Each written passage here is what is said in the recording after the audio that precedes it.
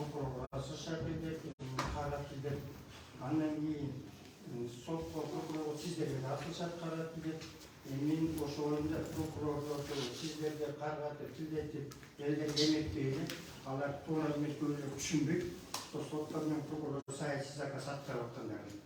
Ошондуктан мен айтарым, элдерди туура түшүндүрө элем. Бул азыр саясий заказ, мамлекеттик саясий заказ аткарып аткандан кийин, силер прокурор сотторго асылбагыла, актап чыгарып бергиле деп айтпагыла, сотторго кандай указание ошону аткарышат, ошону силер туп-туура түшүнгүлө. Себеп дегенде биз сотторду прокурорду актап берип коет, мен прокурордун үй бүлөсүн бага албайм, соттун үй бүлөсүн бага албайм. Ошо буларды эртең булар контакаларды актап жиберсе, анан кайта актап жиберсе буларды жумушун алып салса, анан эмне отурбай мен миллионер эмесмин, олигарх эмесмин, актап берип үйүңө бөлүңүзгө карап атам дегендей. Анда эмне иш кылып атат булар? Сот жүргүзбөйүлө. Буга чейин жазган чечимдериңиз бар. Ошонун камерасында жазып койсоңуздар, биз уюн чыкпайлы, тып-тынч эле түшүнүк менен чыгып кетип калалы деген сөз бар. Эч турабайлы.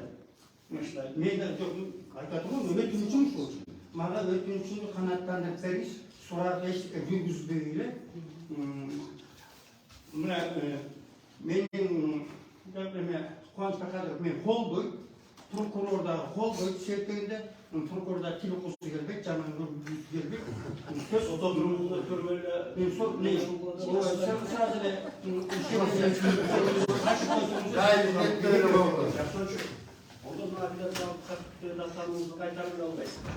Жок, мен аны кайтарып алат элем. Эгер сиз канаттандырсаңыз кайтарып аласыз. Санатрекалар сизге канаттандырабыз жок дейсиз. Ошон үчүн есть ошондо хорошо. Өтүнүчүм, сот жүргүзбөйдү, чыгарып берсеңиз бир кетип калабыз. Сиз да барсаңыз, биз да барсак. Кадыр, ондай ишти өтүнчү адвокат болду да. Өтүнүчтүн ишин жок, азыр эмне болот? Кайтарып атабыз, арыздын түшүнүм жок.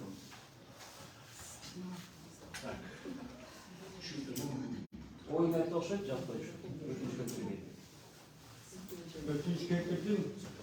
Карабайлы, чикеттерип Анда сот не үчүн айлык алуу? Так, собственно, кеңеш өтүнүчүн канаттандырып калган себеби бул өтүнүчүн каралууга жатпайт.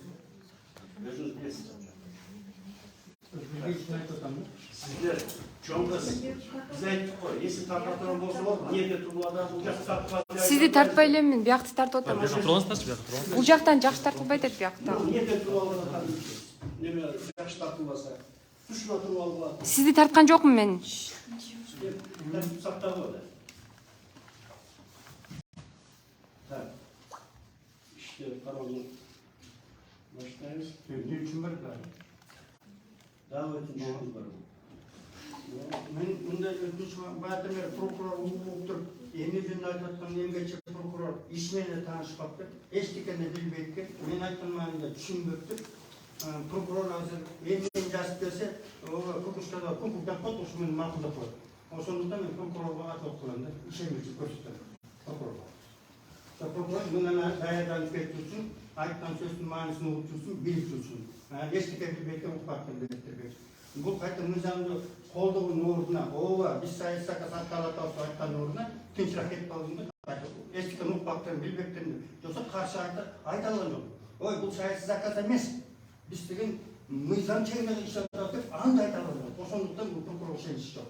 Анан ушул жана мамиле жүргүзгөн үчүн часына бирдей жазып берсеңиз мындай жайылыктама. Мен муну жумуштан жиберейинчи, даярданмай келип жүрүптүр.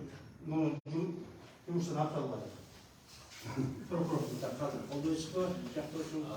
Адвокат болмай, бүгінгі Қырғыз Республикасында қайсы иштебейт, мыйзамда иштебейт, түшүнүк менен жашап атабыз.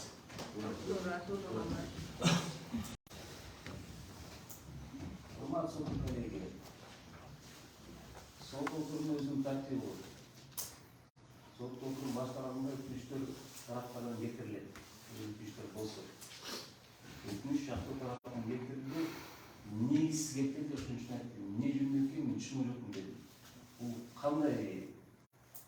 жактоочунун ою боюнча эле кетиш керек экен. Же болбосо өзү негиз этерби, эмне себептен өтүнүш келтирип атат? Кайсыл нормага таянып атат? Кетирип Бишкекте өзүнүн тартиби болот. Ал эми чет эл жөнүндө Кыргыз Республикасынын УКМКсында так жана тамыр көрсөтүлгөн 62-беренеде кандай учурларда шектетүү каралышы керек. Ал бул учурда андай негиз келтирилген жок. Бул жөн эле жактоочунун өзүнүн ою пикири. Негизсиз болгондуктан канааттансыз калтырууну өтүнөм. Мемлекет түшүнүктөр прокурор.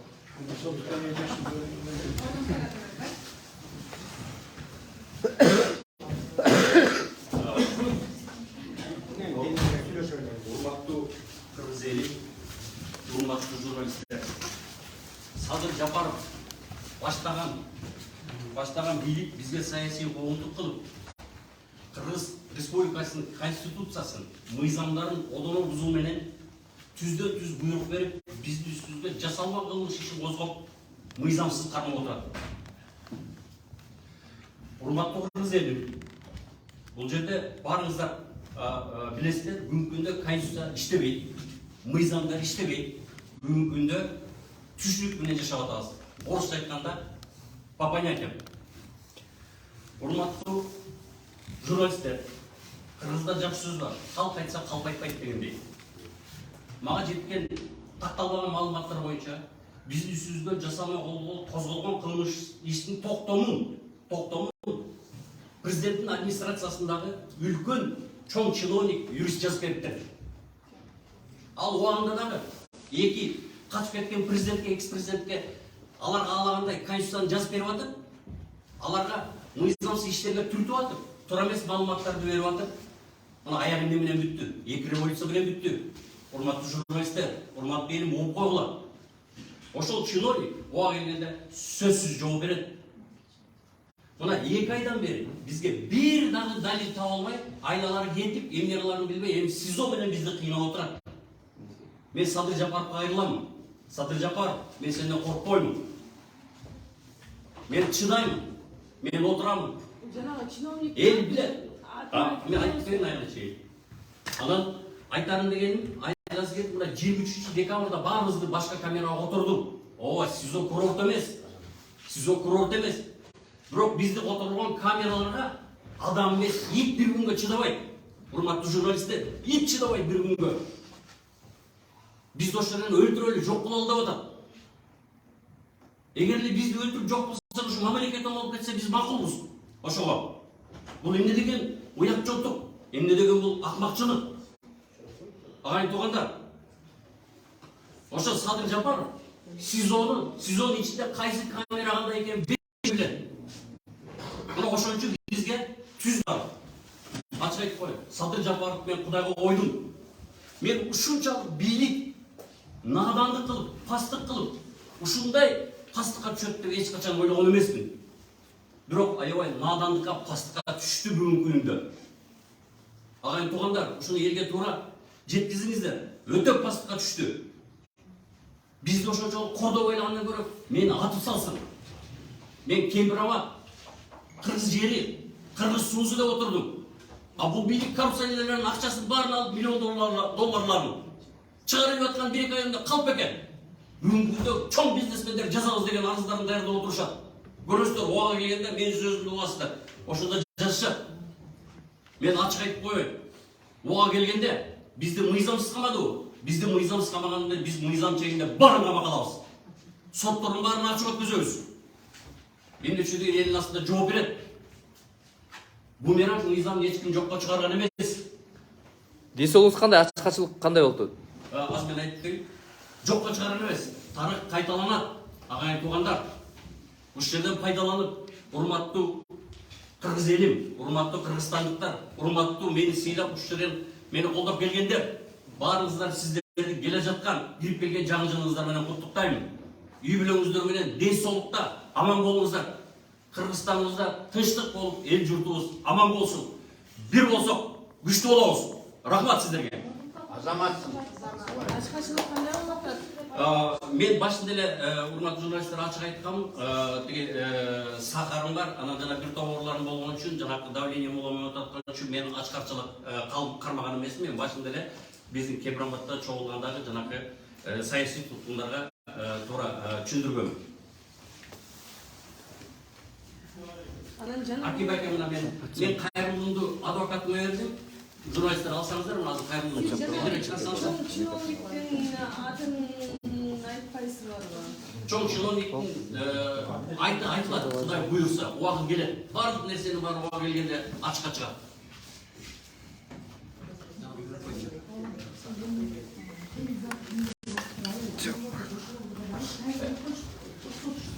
Ой, мен башында айттым, мен урматтуу бийликтегилер, эң башында айтсам, Кыргыздын каада салтында кыргыздар качан апаларын, качан кыздарын, качан айымдарды ордоду эле. Мен башында айткам, дагы кайталап коеюн. Жигиттик намысыңар болсо, койт ушу энеден төрөлсөңөр, энеден тарбия алсаңар ата-энеден. Ушу жок деген ушу айымдарды, кыздарды чыгарып койбойсуңарбы? Уят деген барбы силерде? Кеч болуп калды элек токтогула. Аяңар эң жаман менен бүтөт. Качып кеткен президенттер шүмшүктөп каласыңар. Элиңерге кире албай.